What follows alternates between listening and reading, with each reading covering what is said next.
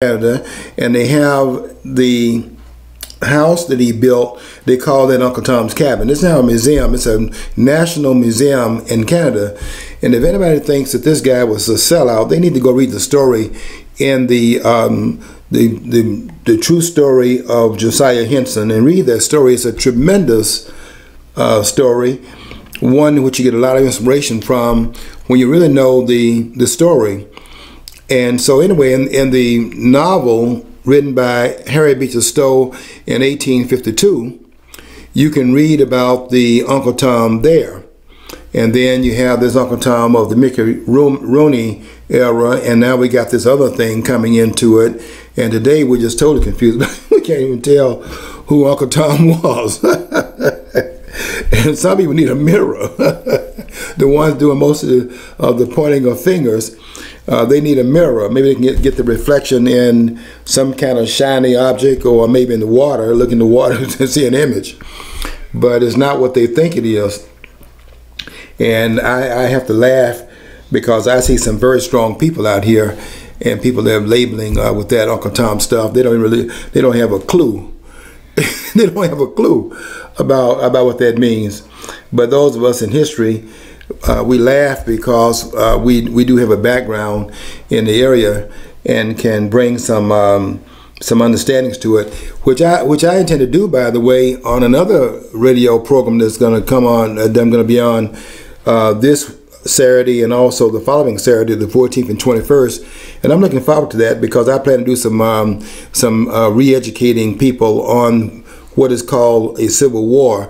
And I'm going to be saying some things here that nobody else in the country is saying, but I do intend to document it, and I'm going to make it clear that we have been given a false image of history based upon what's called a civil war. And I'm going to contend in my discussion that there is no such thing as a civil war that has occurred in this country that we claim took place between 1861 and 1865. I certainly would like to know where that war that was fought during that time period was a civil war, because people are not paying attention to what really went on during that time period, that 4-year period. This is not a civil war. And those who are saying otherwise, all the scholars out here, pseudo scholars, if you're making that claim, because you cannot verify it and you certainly can't validate it, and you do not have the documentation to bring to the table to authenticate that point of view, and I do, to authenticate my point of view. And I'm saying that was not a civil war. If it was a civil war, then why wasn't a civil war when the framers fought against the British in 1776? Who's made that claim? And they had slavery there too. And who's made the claim that this war was a war with slavery, as they're claiming in 1861? And somebody ought to ask a question raised by the great Marvin Gaye. You know, Marvin Gaye's song, What's Going On? And I'm going to tell you what's going on in those two programs back to back on the 14th of October and the 21st of October. And I'm very glad that Miss Betty Hendricks, that's her show that I'm going to be on. You can tune it in on the 92, let's see, what is that dial there? 92 WFOV's 92.1, I think. There's 92.1 for that one. The one I'll be on Saturday, the 14th and 21st, is the station. It's a Christian station, and I think that the number there, I can't remember exactly the number. You can, but all of you listen to that station. I can look it up. What's the call letters? It's I think it's WFNT. It's the Christian station that comes on, located on Averill Street, and I don't have the number, but we'll give you a number before we get off the air here. And I'll be on there, and I'm looking forward to that, because some people are. I can always tell when people are confused when they think they're gonna come in. They think they're gonna come into a history field and teach me something in a field that that I'm not one of those persons that takes a back seat to these historians in this field. Most of these scholars are nothing but parrots. Yeah, it is 1470, by the way. 1470, that's exactly right. 1470. Tune that in And that program will be Saturday the 14th, and it comes on at 10 o'clock, and that'll be both on the 14th and the 21st of this month. I'm looking forward to it because I really think that we've got to have a conversation that puts things into context, because people are making a fool of themselves out here pulling down Confederate monuments, and they're making the same mistake that in a way was made between William Lloyd Garrison, the great white abolitionist, and the great black abolitionist Frederick Douglass. They had a discussion. The two of them were at odds with each other on one fundamental point. They were together on most of their points. There's one point, though, where there was a disagreement, and that was upon the Constitution and whether or not it was a pro-slavery or an anti-slavery document. And Garrison took the position that it was a pro-slavery document. And the black abolitionist, Frederick Douglass, the great Frederick Douglass, probably the greatest black son this country's produced, one of the great voices of the abolitionist movement and one of the great Americans of all time. I would put him up there with such persons as any of the framers, any of the founders. Douglass is a premier voice in history, and Garrison was too. I don't want to take anything from Garrison, but Garrison was wrong on this point that he had in terms of the pro-slavery aspects of the Constitution. The Constitution is as Douglass said it was. It is an anti-slavery document, but the confusion that Garrison had and many others had at that time, and some have today, is that because it recognizes slavery, they think because of that recognition, therefore it is a pro-slavery document. You can recognize something and also be in the standing against it, but to recognize it so that its presence does not prevent the larger issue, which was the bringing into fruition and bringing into existence the nation, which is what they're trying to create in 1787. You ring a valid point too, because something mentioned in it. A good look at the Declaration of Independence. Yeah. That's a list of grievances against King George III. Mm-hmm. If somebody just read that out of context, they're saying that would be agreeing with those practices. So it's a good valid point you're making right there. Yeah, it's a point that's missed by a lot of the scholars.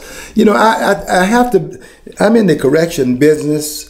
You make your living by the life of the man, meaning that you're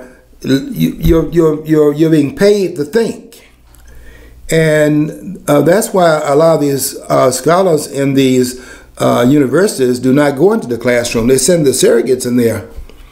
I was one of the surrogates. I was not on a tenure track. The tenure persons are the ones that are put there to think. And I think that there's a prohibition in most of the universities where if they're teaching more than 12 hours a week, then that university is put on notice, because that's not what they're there for. They're there to create new understandings. And you have to have time in order to do that. And they bring in surrogates or the lecturers who are giving them the leisure time to do their part of it. The university works on two different tiers. One is the thinkers inside the university, the ones who are doing the writing and creating, new knowledge and understandings. And then they have to have time to do that. So the other tier are the ones they bring in who are not the tenure track persons.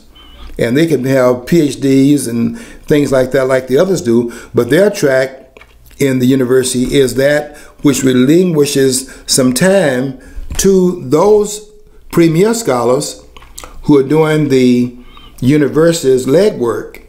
And this is where the scholars are talking to each other. And the prestige comes out of this university has these scholars and residents who are doing these kinds of critiques of documents and writing books and things of that sort that increases the knowledge of the society. And those intellectuals, I don't use the word intellectuals too much, I use the word scholars.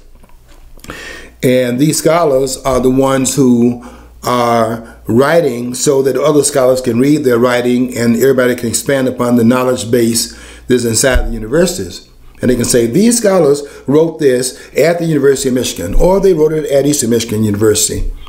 And the prestige comes about by the scholars and what the scholars claim that's above scholars in other universities and so on and so forth. And I think Harvard takes a bow to being the premier institution along that line.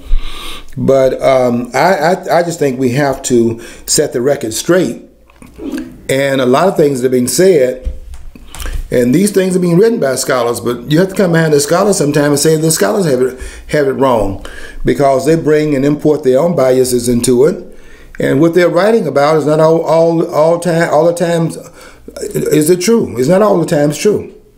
A lot of times the scholars are writing things that they are parroting, and I guess in some ways assuming that what scholars have written, is to be validated by the scholars that are making the claims and where those claims are being made. But sometimes the scholars are wrong. And they are wrong about the quote-unquote Civil War. There's not been a Civil War fought in this country. And there's certainly not been a Civil War fought in this country over slavery. And when I make that statement, Saturday the 14th at 10 o'clock on 1420, I will be bringing documents to the table. And in fact, I brought a book I'm reading right now. I've had this book a long time, but I have just begun to engage it in terms of reading it. I'm aware of William Wells Brown. William Wells Brown is the author of the book, a former slave, by the way. And William Wells Brown wrote this book called The Negro in the American Rebellion, His Heroism, and His Fidelity. Now, that book was written in 1867, and although it is primarily on the so-called Civil War, and Brown sees it as a Civil War, I don't see it that way, and I think Brown is not correct in the way he saw it in that sense. But it's a very important book because it is written within the time period in which the war is playing out. In fact, this book is written 2 years, it's published 2 years after the war came to a close. So in a way, it's kind of like too close to the event. But what's good about the book is that William Wells Brown, a former slave, is writing it while the event is unfolding. And a lot of what he's putting in the book are those, his source is basically news reports. And he is keeping up with the news and reporting what the news was saying while this war was unfolding. It's a very, very valuable book.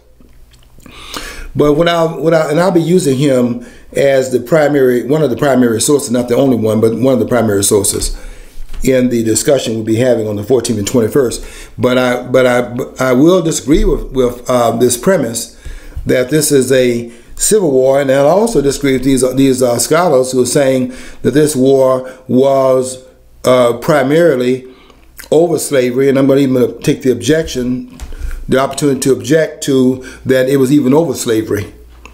And you have to look at all the documents, but this war is not over slavery. But see, I'm going to put something out here because I've been criticized because they say, well, you and I agree too much. So, but okay. I would say I agree with your premise on that, but I'd say ultimately because of the Civil War did happen. Yeah. Slavery did end as an institution.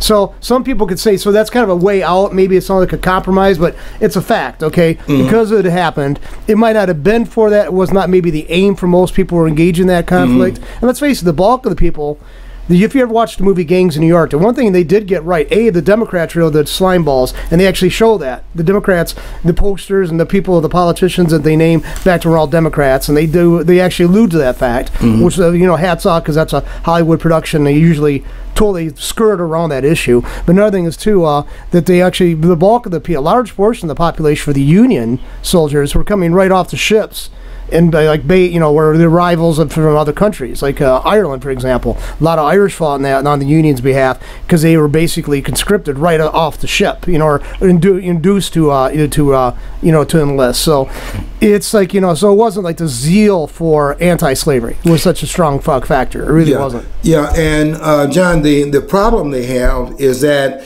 it's the same problem of discernment that I was talking about earlier between Garrison and Douglas. It's a discernment problem. Yes, slavery did come to an end because of the war, but the discernment problem is that because that happened, the lack of discernment is that therefore that was the cause of the war. In other words, the result was therefore the cause, and what you have to do there is backtrack then, because here's the point. At the beginning of the war, there is no inclination to bring about the ending of slavery. You see the problem here? See, the problem is that because in the aftermath of the war, that would have been the consequence of the war. They take the consequence as a cause. See the difference there, John? I say that's exactly what I mean. It's like some people, the analogy I could say, maybe it's not exactly perfect, but people get shot in the leg years ago during the Civil War, and eventually they'd amputate the leg to save the person from a disease. The purpose of the amputation wasn't to do the amputation; it was to save the person's leg. Yeah, the idea of the slavery, I mean, the whole war was actually trying to preserve the Union. Allegedly, that's the reason why. And you can read that. Lincoln was very clear about that. And I'll give two examples. August the 22nd, 1862, Lincoln had to respond to Horace Greeley, because what was happening there, John, was that when the slaves would in fact escape. In fact, there was a little bit of a war going on between Lincoln and his generals, because the interests were different. In the generals' interests, they were trying to win a war. So they were emancipating slaves in the field because they saw that had a weakening effect upon the war-making capacity of those that they were fighting. But Lincoln, then, the politician, who had not come to that resolution, and he had not was not in the field fighting, he's a politician in Washington, he's a bureaucrat, he is in fact taking umbrage to these generals like General Hunter, like Butler in New Orleans. And these generals are emancipating, and I'd be darned if Lincoln is going to allow his generals to take that upon themselves to bring about emancipation. So he was in fact restoring them and saying no. He's canceling the proclamation in the field. Now, Horace Greeley, who is the publisher of the New York Tribune, is asking if Lincoln is in fact rescinding emancipatory measures and returning the slaves to their masters, then what in Sam Dickens are we fighting this war about? And that's what prompted Lincoln to then clarify how he sees this war. And on the 22nd of August, 1862, Lincoln writes, and he's writing it pretty much to Horace Greeley. He says, "My paramount object in this struggle is to save the Union, and is not to free any slaves. If I could save the Union by freeing none of the slaves, I would do it. If I could save the Union by freeing some of the slaves and leaving others in slavery, I would do it. Or if I could do it by freeing all the slaves, I would do it. But what I do about slavery in the colored race, I do it because I believe it preserves the Union." And that is in August. Now, the next month, on September 22nd, he is now saying that the war-making capacity of the South is a lot stronger than he thought it was, and they're not laying down their arms, although they've been given all kinds of caveats to do that, including what Lincoln said in his first inaugural address, which was given on March 4th, 1861. And Lincoln had, in fact, endorsed the Corbin Amendment, although it's not mentioned in his address. He is in fact alluding to it and saying that he favored the address. Corbin was a senator from Ohio. And the amendment that's being proposed by Corbin was to make slavery a institution that could not be tampered with ever, by placing it in the Constitution as the 13th Amendment. It would have been the amendment that would have taken the place of the amendment, ironically enough, that ends slavery in the United States. But you see, the 13th Amendment is the amendment that's added to the Constitution after the war came to a close. But during the war, there were some that were advocating the perpetuity of slavery. You see what I'm saying then about how slavery coming to an end is a consequence of a war. It is not the cause of it. And is that lack of discernment between the two that's got these scholars confused. They are confused. I'm not confused about it. And I plan to clear this up on Miss Hendricks' program. She has a great program that she does at 10 o'clock. She always does a history segment. And I'll be brought in to do that segment for her on her program on the 14th and the 21st. So you all stay tuned to that, because you think you are waiting, and some of you think you're waiting, and you told me on one of the other programs I was on that you were waiting and you were lying in waiting for me to come on this other program that comes on an hour earlier than that. And I was on that program, I think, 3 or 4 weeks in a row. But the lack of clarity is a problem that you have by parrots that are repeating the same nonsense about this war. And I'm going to say again on that program, it's not a civil war, because a civil war is not a war fought when two countries are fighting each other. We're going to take a break right now, and we're going to come back with 92.1 WFOV on the other side of the break. So we're going to leave for about 4 minutes with them, and they'll be joining us again after the 4-minute break. Okay, we're going to continue with our program on the other side of it, and we'll bring them up to speed when they rejoin us in 4 minutes.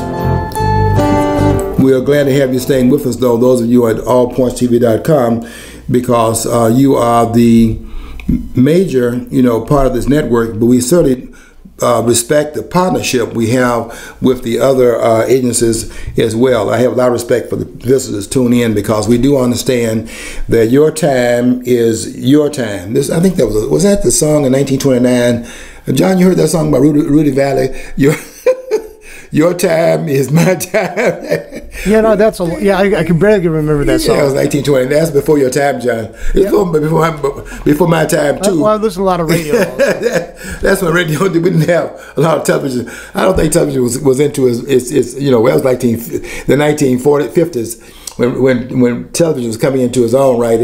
But in 1929, Rudy Valley came out with that song, My Time is Your Time. I mean, when I was a kid, I had to play catch up with the current music scene, because my dad was a big band listener, and so I was listening to like Tommy Dorsey and, and all that stuff. So I was kind of out of sync until I was I had to really speed it up and catch up with rock. I mean, the first band I really loved was The Who. So, but anyway, the big band, you mentioned Tommy Dorsey. Tommy Dorsey used Elvis Presley, because young people, we had to go to the orchestra once a year in elementary school. They would have a half-day of school, and they were trying to get you into the culture, the classics, and they would have you go down to the Birmingham. I was in Birmingham, and you go to the Birmingham Auditorium, and you would have all the schools down there, and they would have the orchestras playing, and the violins and the bass and all those instruments.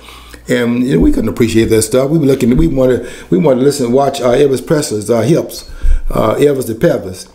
So they finally caught on to what we went into, and so they brought Elvis Presley. John, you aware of this? They brought Elvis Presley on the Tommy Dorsey show.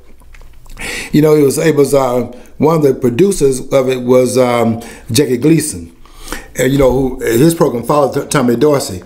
So they wanted to have those viewers tuning in the Jackie Gleason's program, The Honeymooners. So they put Elvis on there. Now look at the contradiction here. They'd have Elvis hips going, and we wanted to see that.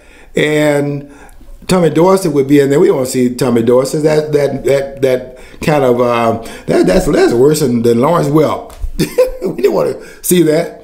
But they had Elvis on there. And then they would have the Tommy Dorsey show with Elvis on it, then folding into Jackie Gleason. So they had us riveted there for the next program, because we were there watching Tommy Dorsey. And that's how they worked that. And when he came out there talking about, you ain't nothing but a hound dog. Then they had Steve Allen. I don't know if a person can follow this or not, but they had Steve Allen program coming on Sundays, and they wanted to make a mockery of us. We were young people, listening to that. You ain't nothing but a hound dog, and they just thought this was crazy. So because the older folks wanted to listen to Perry Como and all of those Williams, what was Williams' first name, and they had all that hold your hands while you're singing music, left my heart in San Francisco. Who want to hear that stuff? And then they had this other guy, this baritone gourmet singing, and they were, that was their music. We were up there singing with that music rocking. Glad to have you back. Glad to have WFOV back with us at 92.1. We haven't left too far from where we were when you left, and we're always glad to have you back. And so welcome back again to the program here at allpointstv.com called What's Going On. I'm George Moss here again, and we're always glad to have you with us. Stay tuned for the next 25 minutes or so, and we'll be wrapping this up about that time period. We're just simply kind of in the interim time talking about some other things, mentioning the how we had some of these musical aspersions that took us into another zone of understanding. But I do remember, I was talking about Rudy Valley. Nobody can relate to Rudy Valley, but Rudy Valley had their song out, "My Time Is Your Time," and these songs remind you of another era that we can't even relate to that era now because we're so far removed from it. But I want to just kind of keep people aware of that. New times bring new understandings, and we have got to move past some of the old understandings in terms of history, because new understandings have been brought into it, because we can see things now with greater documentation. And I don't see this war, this so-called Civil War, the same way everybody else sees it. And I think the scholars have got to reconsider what they've been saying all these years, because now we're seeing that it has a divisive component to it. People pulling monuments down, and they know not what they're doing, and people are kneeling. And what game was that the vice president was at yesterday? I think it was the Colts. The Colts. Yeah. The Ravens wasn't. Was it the Colts or the Ravens? I think it was the Colts. That's what I read. That's why it was the Colts. Okay. Yeah. Then that's what team would that be? There's in Indiana, so. Indiana, okay. Yeah. He went to the game. Yeah, that's right, because Spence was there, and Spence is the former governor of Indiana. They're trying to blame Trump for that, by the way, saying that it was a plant, and they wanted to make a statement by the governor, the former governor, now the vice president, getting up after they were down there kneeling, and during that time, the vice president makes a grand exit, not an entry, a grand exit, and exits out. Evans left the building, right? So here's Pence leaving the building, and just simply exit out to make a statement. And they are making a statement, by the way, and the statement is that this is behavior that is coming out of a falsification of history. It is also a falsification of the present, because I know they're feeling so oppressed. They showed the house of this guy named Colin Kaepernick. If that's oppression, we need to have all the people living in these depressed cities go over there and live in that neighborhood. If that's oppression, we need some more of that. I don't know why they're down there on their knees, because that's kind of oppression that I think most persons would like to have. Besides, another thing is too, these guys, I mean, okay, I personally think the First Amendment does allow them to protest. To some degree, there's protest. I mean, I don't really have issue with that. Of course, it could be argued because the employers want it, they have to submit, to whatever the employers want as a condition of employment. That's also, maybe a valid point. I'm not a legal expert, but all I can say is that I don't understand at this point of attainment. What are they protesting against? Are they donating money to help causes that would come maybe for public bolstering public defenders' offices and have better paid people on staff like that? Are they giving money towards those kind of things that actually would prevent these social injustices they see? No. They let's face it, they're paying their taxes, but they're trying to find, they also got accountants who are probably trying to, eliminate their tax bill as much as possible. So why don't they start writing checks to these legal aid groups out there, like legal services? So people who might be get railroaded because they can't buy an attorney on their own, that's what you buy their services rather. Why can't they start? That's just popped in my head. Why can't they start writing checks to these groups so help make sure that everybody's got a better chance of better legal counsel if they ever have to run afoul of the law? Why don't they do that? That kind of stuff. Yeah, the understanding that people have about history and also what they have about the Constitution, some of these premises that we're operating upon in this country, these premises are not true. This idea that you have the right to demonstrate under the employership of someone, you go and try that on your job. In fact, don't try it. I don't want to get anybody fired. It's a false premise. Let me read to you something. This is I brought the Constitution to the studio today, and I want to read you the First Amendment to the Constitution. This was added to the Constitution 3 years after the Constitution had been ratified. Don't forget, the ratification would have just included 7 articles in the Constitution. The amendments, the 27 amendments that were added, 10 of which were added at one time, called the Bill of Rights, were added 3 years after the ratification. Let me read to you Amendment 1. Congress shall make no law respecting an establishment of religion or prohibiting the free exercise thereof, or abridging the freedom of speech or of the press, or the right of the people peacefully to assemble and to petition the government for a redress of grievance. Did you see anything in there about the NFL? Did you see anything in there about your employer? This is a prohibition that the Congress, meaning the federal government, cannot pass prohibitions against those freedoms that are itemized in the First Amendment. Freedom of press, freedom of speech, freedom of religion, freedom of assembly, the right to petition. Did I say assembly? Those rights cannot be abridged and limited by the government. And because of the addition of the 14th Amendment, which expands upon it into the states, no state shall then those particulars, once only beholden to restriction on the federal government, have now been extended to the states.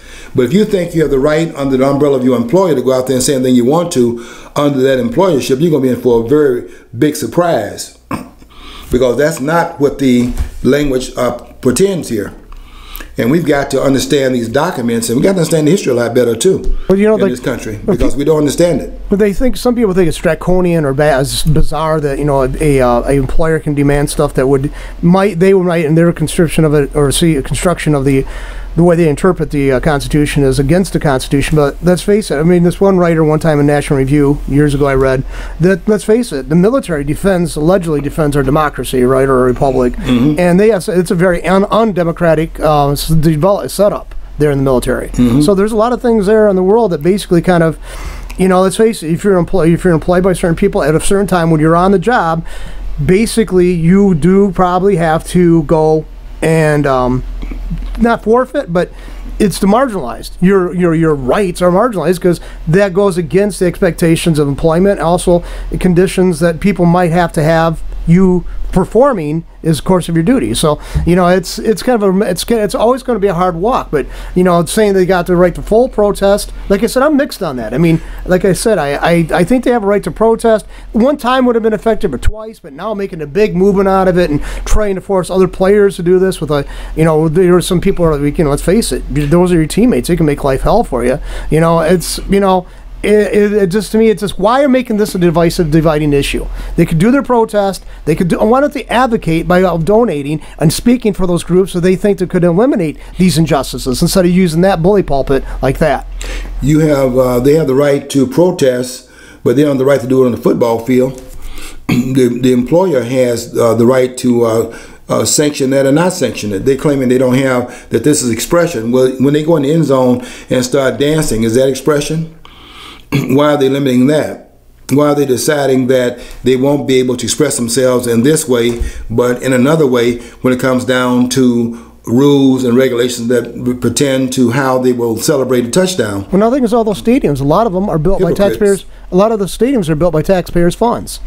Okay, so guess what? In a way, you're slapping the face of the people who built that place for you to get those millions of dollars. So it's kind of a bizarre situation, really. You know? Yeah, and look what Oliver Wendell Holmes said in the 1920s. I think it might have been in 1919 in a case that came up because persons had protested the World War I. There were a lot of people against the country joining that war. That war started in April of 1917. And we got involved in the war in April of 1917, 1 month after Wilson had run upon, he kept us out of war. Then the following month we were in the war, and some persons objected to that because he had done what politicians do, which was to say one thing while running and get in the office and then do something different. But in terms of suppressing speech, some people took that to court.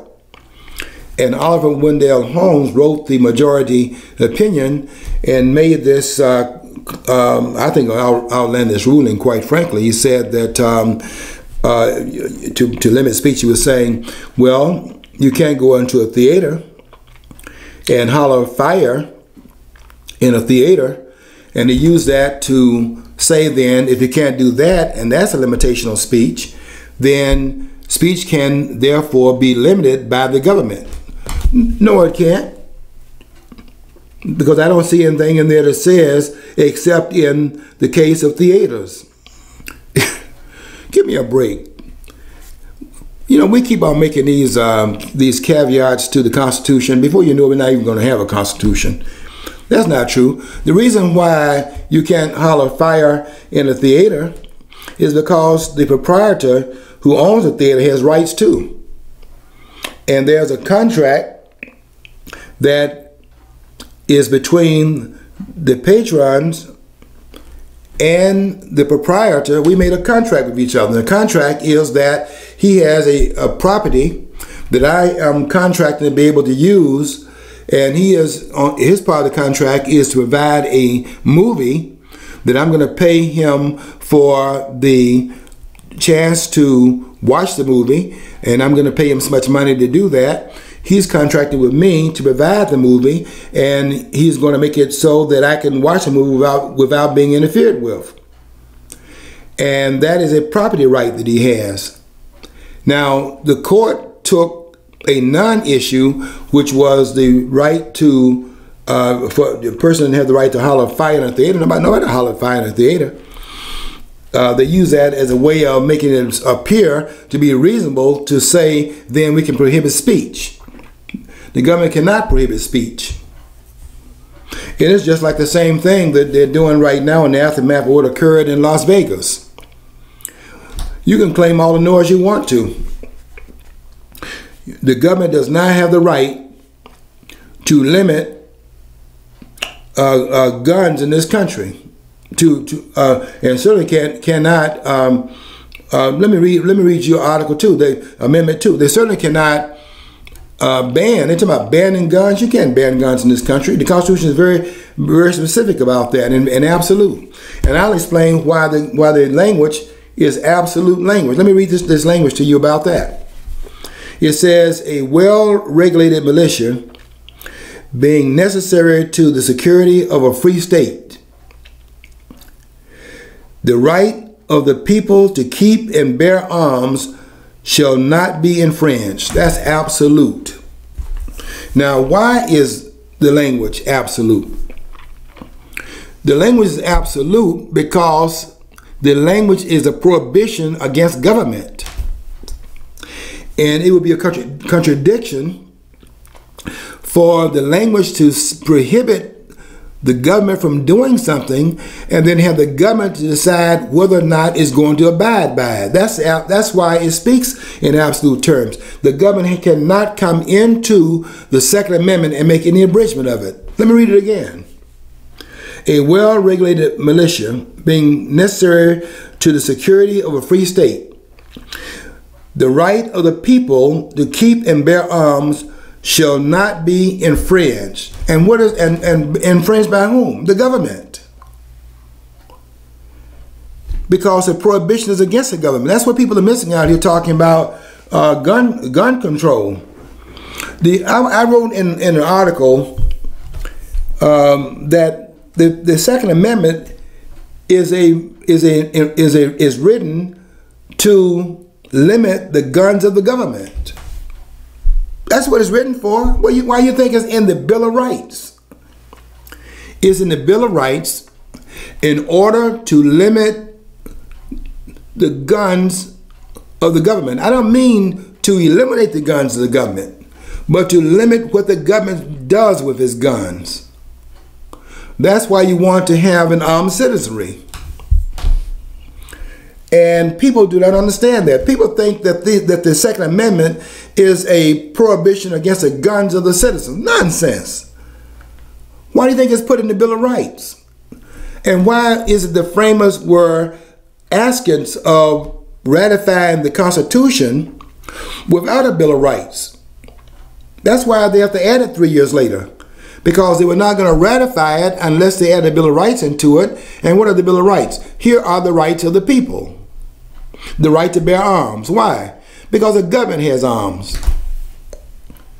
And this giving the people the right, absolute right to bear arms is a way of arming the people so that if government does not in fact carry out its obligations to maintain the integrity of the Constitution and the rights therein that are guaranteed to be enforced by government, because these rights are itemized in the Constitution, then if it goes back on that, the people have a way of defending themselves.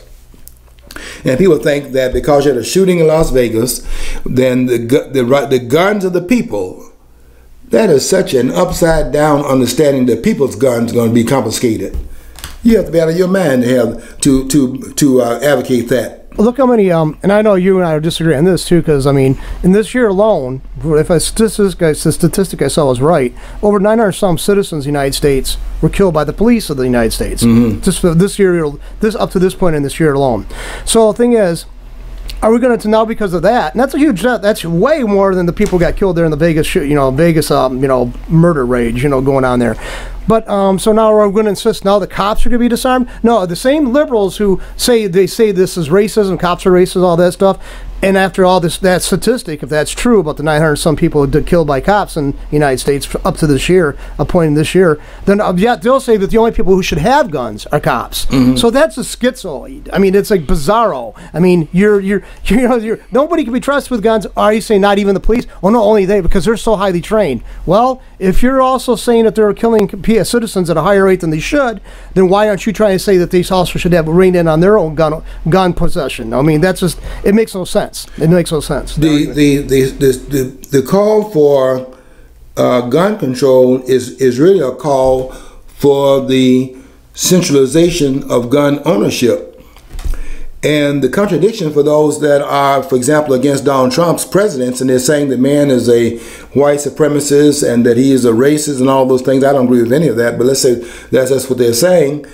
Then why would you want to have the state under which is run, over which you have a president you call a white supremacist? Why would you want to have that government having the guns and the people's guns being removed? Now they say, well, we don't want to have a repeat of that. Well, that's just what you're going to have to deal with, because guess how many persons will have been killed by the government's guns? We had 59 persons that were killed in Las Vegas, another 400 and some persons that were wounded. You had between 1861 and 1865 620,000 persons killed in what was called a civil war in this country, where the people that were succeeding from this country, which was in fact legal under the Constitution that was drafted by the framers, and they were going to withdraw the approval of being a part of the Union they agreed to in 1787, and they were withdrawing from that agreement, which they had the right to abrogate that agreement, because a contract is made between two parties. It's the states making a contract with the federal government, and the federal government making a contract with the states. The states have declared that they want to withdraw from the contract, which they had voluntarily agreed to at the founding moments of the country, and Lincoln said no to it. And the no that he said to it was unconstitutional. No scholars are going to argue with me on that, and that's why they never brought Jefferson Davis to trial. He begged for a trial, and the president of the Confederacy never brought the trial because they knew that if he was brought to trial, they could not sustain the argument in court. But you know, which I always thought was weird, because I can understand maybe going after him, you know, legally or whatever, attempt to be legal after the war. But then instead they let, like you just alluded to, they didn't bring him to trial on that. Dare not do it. But the only one they stripped of the citizenship was Robert E. Lee. And they took his property, and that's where we got Arlington National Cemetery at, because that was his family's home, and they commandeered that.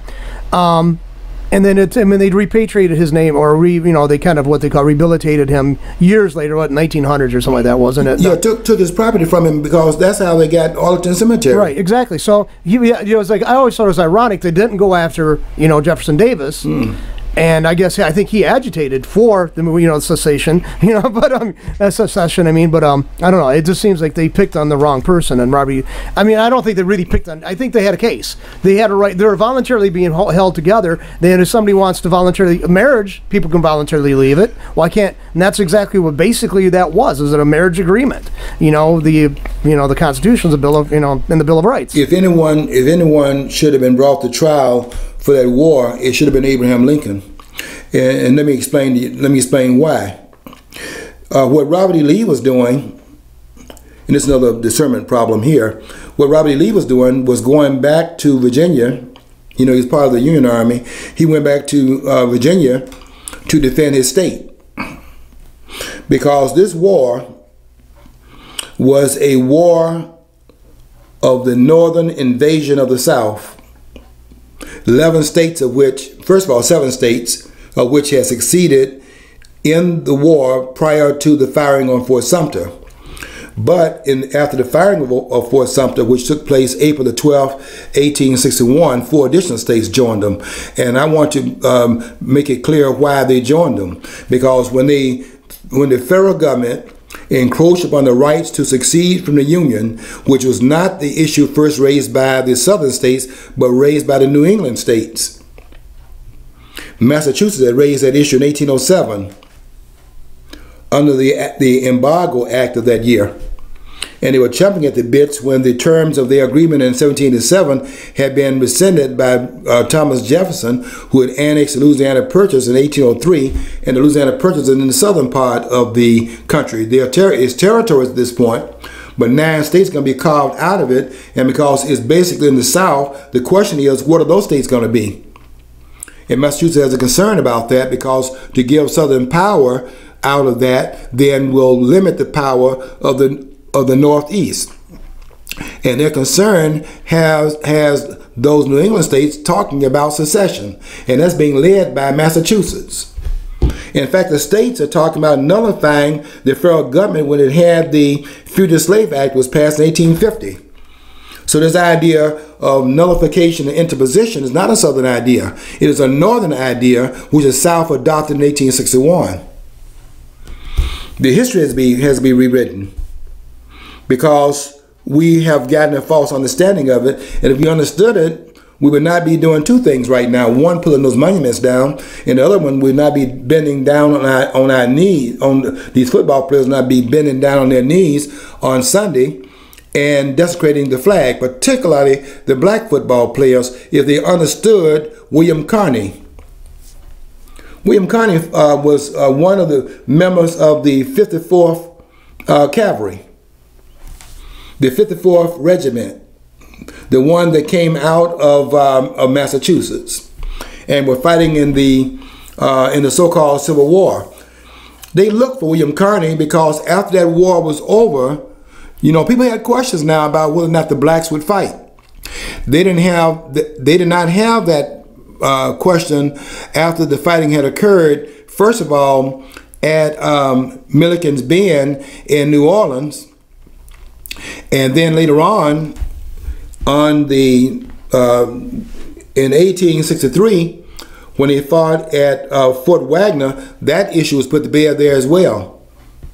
But William Carney was not the flag bearer, the color bearer they would call it, the flag bearer at that time. The person who was carrying that flag was another person there in that all-black army, and when he fell, William Carney grabbed that flag, and although shot and wounded and so on and so forth, and going to the hospital, he still had that flag in his hand, and he said the old flag never hit the ground.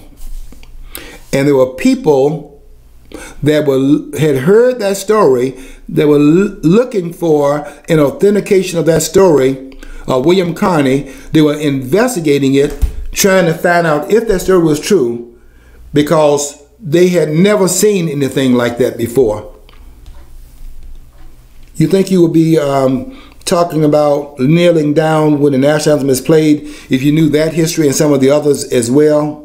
What about the history of that person who was fighting alongside in the 54th later on after Fort Wagner, because they never took Fort Wagner, but that army had made its mark, and wherever 54th showed up, they knew they had some fighters in their hand. One person was wounded next to the general. He told this person, leave the battlefield and go to the rear and get some help, because you're wounded. And the guy went to the rear and came back, and the general looked over there, and this guy back up there shooting again. He said, didn't I tell you to go to the rear and get some help? The guy followed the orders again, went back there and came back with his with a handkerchief tied around his leg, and he's back there firing again. And the general finally says that I decided therefore to keep him up here, because the guy would not leave the battlefield. And they're on their knees. You got to be kidding me. These people don't understand history, and they know not what they're doing. If they knew what they're doing, they'd be up there standing up for that flag, that black people as well as other people fought for that flag. But they don't understand that, because the history has been discombobulated. And I'm going to clear it up in that program this coming weekend, 2 weekends in a row. I'm going to clean that up, and we're going to get a better understanding of this war, what this war is really about. Okay. That's enough for one program. Don't forget now, on the 14th, next Saturday, we'll be having a program at the McCree Theater. It comes on and starts at 1 o'clock. It's going to go on for 3 hours from 1 o'clock to 4. And it'll be at McCree Theater, 2040 West Carpenter Road. And they're going to have a empowerment conference called The Challenge of Race and Racism in America.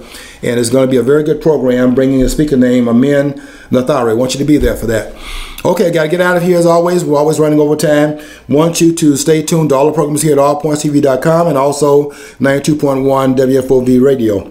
Until that time, want you to follow your dream, because if you don't follow your dream, you'll never know what's on the other side of the rainbow.